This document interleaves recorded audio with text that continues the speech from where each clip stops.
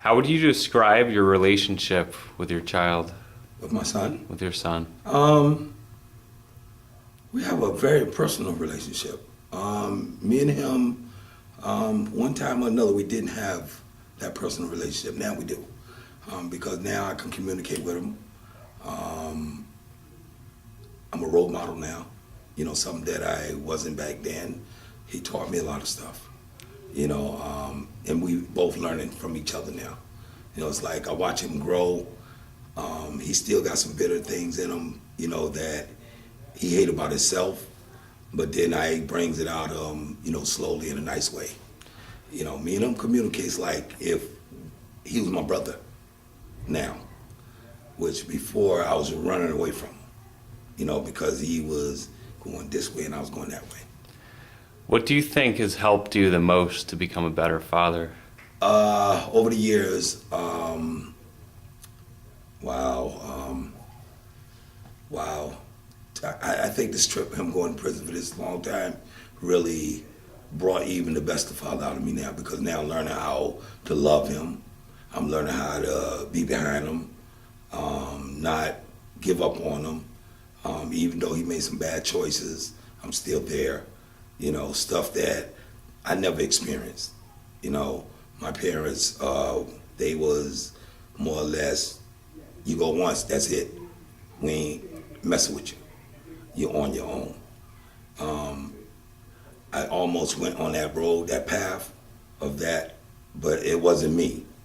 The heart, and plus when I came back out of prison, the Lord changed my life, 100-degree turn. You know what I mean? So the love they implanted in me, I took it and brought it back to my son. And now, me and him like two brothers. I mean, we talk, we laugh. He tells me things about how, what he didn't like of his father back then, and he's loving his new dad. And I mean, it's awesome. So I see good qualities in him, and that's why I feel that I'm capable of responding with him now. Communicating with him back and forth without getting mad, angry. I mean, he might say things that might, I have to stop for a minute to think about before I talk.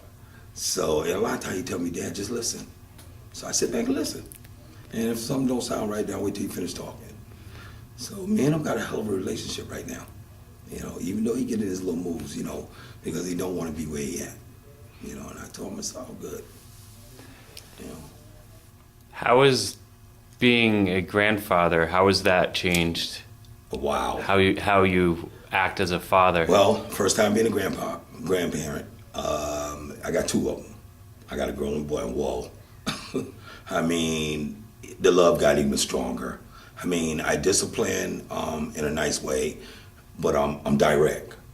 I don't sugarcoat nothing. I sit them down, I talk to them. Just like today, I went over to the school. Both of them wasn't listening. So I said, come here. I said, both of y'all sit down. They was on timeout. I said, y'all sit down, let's talk. I said, listen, let me tell you something. I said, school is important. I said, because you got a beautiful teacher. I said, if your teacher asks you to do something, you need to do it. Instead of saying, hesitate, I'll keep doing it. She was like, they wasn't listening. And I had to say it over and over. I said, your teacher shouldn't have to do that. Versus if I had been the same old person, I'm like, yeah, go ahead, because I used to do it, when I was little, But now I approach things a different way because of who I am today. I have the Lord in my life, and I've been involved in Christianity over almost about 17 years. I've been away from the incarceration about 22 years. Very successful. I own my own home. I have all my little toys. God is good. That's all I can say. He's really great. And he changed my life. So when he changed mine, I found another way to love my son, even unconditionally. One last question. What advice would you give to a new parent? A new parent, love your child unconditionally, because you can lose them very quickly. I lost mine when he was 13 years old. He was running amok. He wanted to get in the streets. He was disobedient. He didn't want to stay home. We let him go. We didn't really let him go, but he let us go.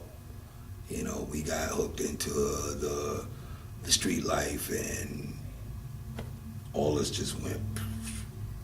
Mother went this way, I went that way, and he went this way.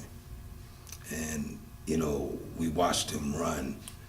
As he got older, we watched him run, and it wasn't really nothing that we could really do unless we got our lives straightened out.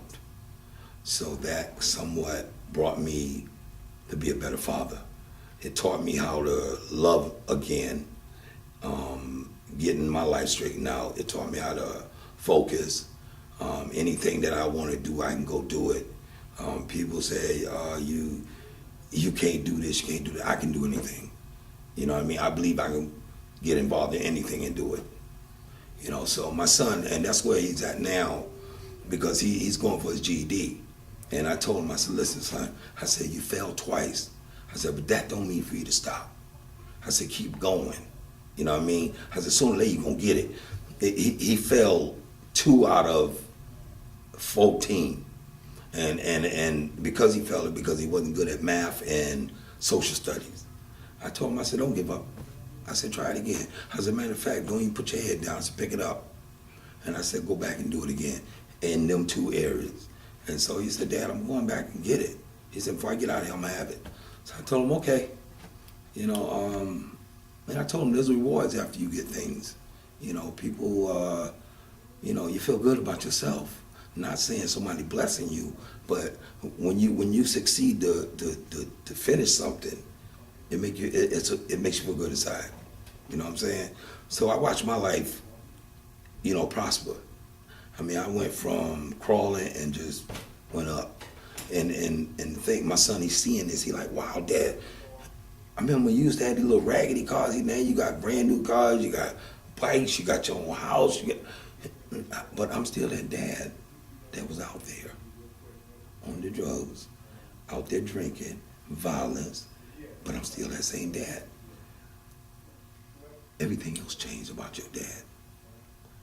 All that other stuff is behind me. See, I learned how to accept that in my life for me to be who I am and be his father today. Because I have to keep him. His mother, she sometimes lose track when she'll go in there. Oh, what about the past tense? What did you do when you was out here? I said, listen, honey, don't do that. I said, because one thing you're going to do is you're going to cripple him. He's going to feel like he's a piece of, excuse my expression, he's going to feel like nothing. So he's not going to try to prosper or grow. He's going to be stuck on, oh, my mother said I ain't going to never be nothing. My father told me that a long time ago. And it got stuck in my head. I ain't going to never be nothing. I took my car and went down south, drove down there, gave my dad a kiss on the forehead. I said, Dad, I love you. I said, but everything you said about me was not true. I said, everything the opposite. I learned that I appreciate everything you taught me. And I walked out. And me and my dad like this now. You know what I mean? Because when I go down there, I got love for him. You know? Back then, I had a whole lot of hate. I mean, my family, where I come from, was my whole growing up, violence. Left home when I was 15. I grew up in the streets. My son grew up in the streets because mom and dad was messed up on the drugs, the alcohol, the fight in the jail. So, you know, until I turned my life around, it was a living hell. And now I'm watching my son. You know, I told him a long time ago, I said, yo, don't follow my footsteps. I said, do your own thing. Meaning, I couldn't tell you go out there and sell drugs, pick up a gun. One time I told him, I said, listen, I had cop friends, they came to me, they said, yo, tell your son to get off the streets. I went back and told my son, hey, you know what he told me? You don't want me making money. I said, yes, I do, but get a job. I don't want to see you out here. There's no reason for you to be out here.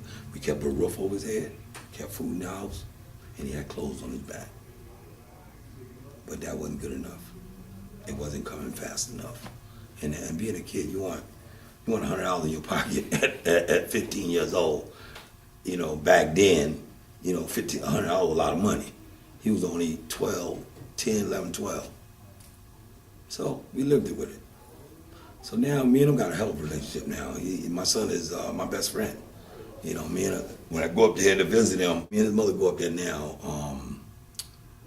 I let her talk because see, now I'm sitting back, I'm listening to everything you're saying because the first thing come out of my mouth, Dad, listen to me. So that's okay. I said, well, this is your mother visit. I said, well, most of the time when I come up here, I'm observing what you is saying and what you're doing, and I'm putting together where you at so I can come back to you with some feedback, some positive feedback. So he loved that. Me and him just sit there and we talk about positive things. He telling me about how he want to be a barber. I said, well, son, you got to go to school. I said, second of all, you got to get you a good job. I said, because now you're going to have to support your 2 kids. Okay? Mom and Dad, you ain't got to pay Dad no rent now. I already hooked up him a place where when I bought the house, I made sure I had an attic. I done fixed that whole thing up. He going to have his own little house, his own little apartment, keys. And I told him, when you come out, I said, yeah, you can hang around for a couple of years, but as long as you're doing something, I'll know you're doing right. When you branch off from that, then you're really on your own. You know what I mean? But I'll be your stepping stool for a little while, to make him feel I got my own. I got 4 cars. So it's like, I said, get your license and go to work. And he agreeing, but just like I tell anybody, the proof ain't till you put your foot on that ground. When you come outside that facility, the day they say you're free, you're free. But what goes on in the mind after you get free? Everything. Because when I walked out that door, I was thinking about, my mind, the older women, the having fun. I ain't had no fun in a long time. But then you lose sight of what you really got out for. And that's to live. Right. And not come back here. So we all get hooked up in something like that, you know what I'm saying? Thank you. And I'm with that one.